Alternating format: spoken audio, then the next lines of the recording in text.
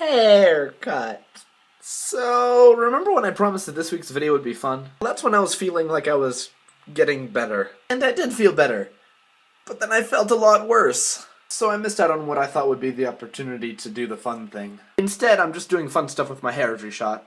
Ladies.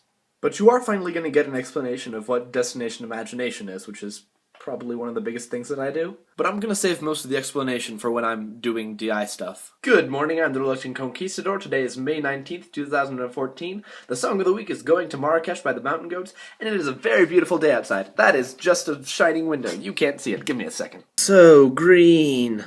I'm gonna get a lot of time to talk about DI stuff because I'm going to Globals! Song of the Week technicality. It was technically released by the Extra Glens, or the Extra Lens. They changed their name at some point.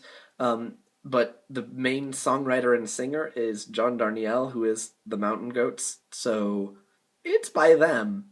And by them, I mean both at once?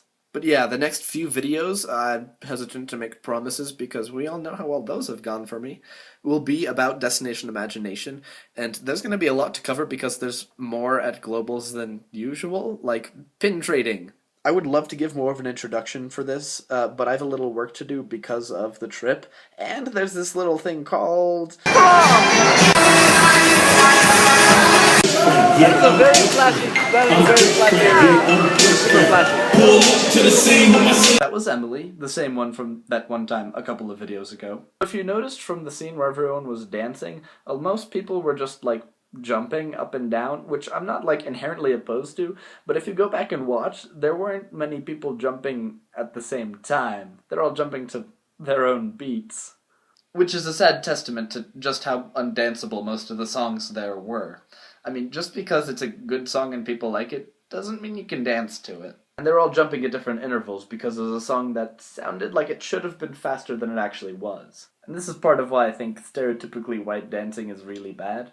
Because they're making mountains out of molehills. Not only failing to recognize that not every song is danceable, but then trying very, very hard to dance to those not danceable songs. But that's just based on that night's observation. So I'm encouraging you to go out and do your own research as to why stereotypes began.